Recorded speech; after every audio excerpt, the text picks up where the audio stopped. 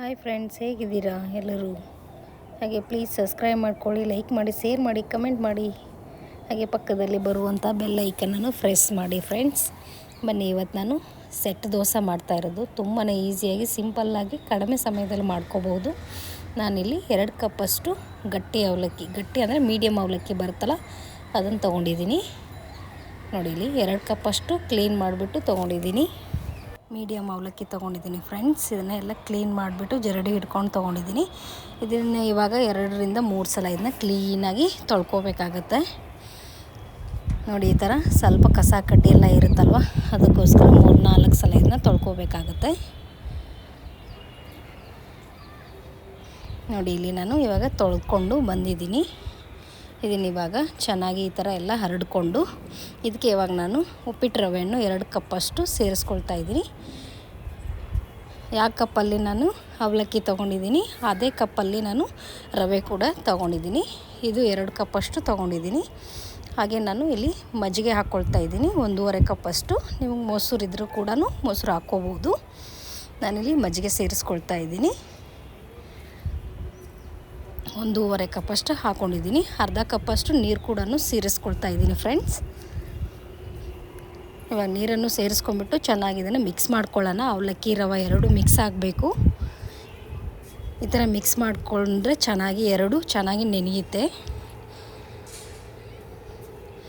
ನೋಡಿ, ಈ ಥರ ಎಲ್ಲ ಮಿಕ್ಸ್ ಮಾಡ್ಕೊಳ್ತಾ ಇದ್ದೀನಿ ನಾನು. ತುಂಬ ಈಸಿಯಾಗಿ ಮಾಡ್ಕೋಬೋದು, ತುಂಬ ಸಿಂಪಲ್ಲಾಗಿ ದೋಸೆ ಆಗುತ್ತೆ ಫ್ರೆಂಡ್ಸ್. ಇದನ್ನು ಇವಾಗ ಅರ್ಧ ಅವರು ನೆನೆಯಕ್ಕೆ ಬಿಡ್ತಾ ಇದ್ದೀನಿ.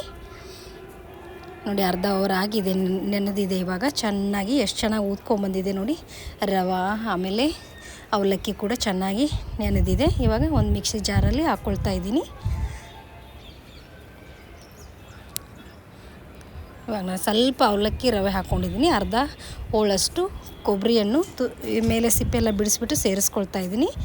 ಸ್ವಲ್ಪ ನೀರು ಹಾಕ್ಕೊಂಡು ರುಬ್ಕೊಳ್ತಾ ಇದ್ದೀನಿ ನಾನು.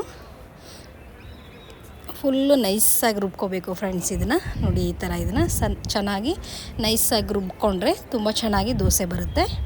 ಇವಾಗ ನಾನು ಒಂದು ಪಾತ್ರೆಯಲ್ಲಿ ಎತ್ತಿಟ್ಕೊಳ್ತಾ ಇದ್ದೀನಿ. ಇವಾಗ ನೋಡಿ, ಒಂದು ಪಾತ್ರೆಯಲ್ಲಿ ಹಾಕ್ಕೊಂಡಿದ್ದೀನಿ ನಾನು. ಇದಕ್ಕೆ ಇವಾಗ ಉಪ್ಪನ್ನು ಸೇರಿಸ್ಕೊಳ್ತಾ ಇದ್ದೀನಿ. ರುಚಿಗೆ ತಕ್ಕಷ್ಟು ಉಪ್ಪನ್ನು ಸೇರಿಸ್ಕೊಂಡಿದ್ದೀನಿ. ಇವಾಗ ಇದನ್ನು ಚೆನ್ನಾಗಿ ಮಿಕ್ಸ್ ಮಾಡ್ಕೊಳ್ಳೋಣ. ಎಲ್ಲ ಮಿಕ್ಸ್ ಆದಮೇಲೆ ಒಂದು 5ರಿಂದ 10 ನಿಮಿಷ ಇದನ್ನೇ ನೆನೆಯಕ್ಕೆ ಬಿಟ್ಟರೆ ಸಾಕು. ಟೈಮ್ ಇಲ್ಲ ಅಂದರೆ ತಕ್ಷಣ ಕೂಡ ನೀವು ಮಾಡ್ಕೋಬೋದು.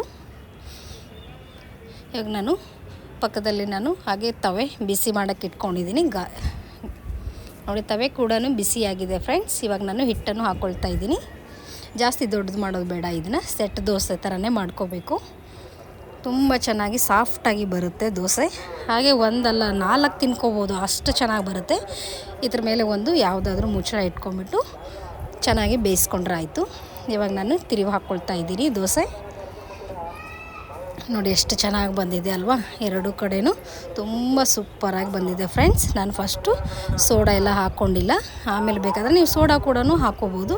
ನೋಡಿ, ಇವಾಗ ಒಂದು ಪ್ಲೇಟಲ್ಲಿ ನಾನು ಸರ್ವ್ ಮಾಡಿ ತೋರಿಸ್ತಾ ಇದ್ದೀನಿ ನಿಮಗೆ. ನಾನು ಕೊಬ್ಬರಿ ಚಟ್ನಿ ಮಾಡ್ಕೊಂಡಿದ್ದೀನಿ. ನೋಡಿ, ಇವಾಗ ನಾನು ದೋಸೆ ಎಷ್ಟು ಚೆನ್ನಾಗಿ ಬಂದಿದೆ ಅಂದರೆ, ಹೋಟ್ಲಲ್ಲಿ ನಾವು ಸೆಟ್ ದೋಸೆ ಎಲ್ಲ ಆರ್ಡ್ರ್ ಮಾಡಿ ತಿಂತೀವಲ್ಲ, ಆ ಥರನೇ ಇದೆ ಫ್ರೆಂಡ್ಸ್. ಇದು 1 ಅಲ್ಲ 4 ಅಲ್ಲ, ಆ ಥರ ತಿನ್ಕೊಂಡು ಕೂತ್ಕೊಂಡ್ರು ಹೊಟ್ಟೆನೇ ತುಂಬಲ್ಲ, ಅಷ್ಟು ಚೆನ್ನಾಗಿ ಬರುತ್ತೆ ಈ ದೋಸೆ. ಒಂದು ಸಲ ಟ್ರೈ ಮಾಡಿ. ಹಾಗೆ ಪ್ಲೀಸ್ ಸಬ್ಸ್ಕ್ರೈಬ್ ಮಾಡ್ಕೊಳ್ಳಿ, ಲೈಕ್ ಮಾಡಿ, ಶೇರ್ ಮಾಡಿ, ಕಮೆಂಟ್ ಮಾಡಿ ಫ್ರೆಂಡ್ಸ್. ಹೀಗೆ ಸಪೋರ್ಟ್ ಮಾಡ್ತಾಯಿರಿ. ಮತ್ತೊಂದು ವೀಡಿಯೋಲಿ ಸಿಗ್ತೀನಿ. ಎಲ್ಲರಿಗೂ ಕೂಡ ಬಾಯ್.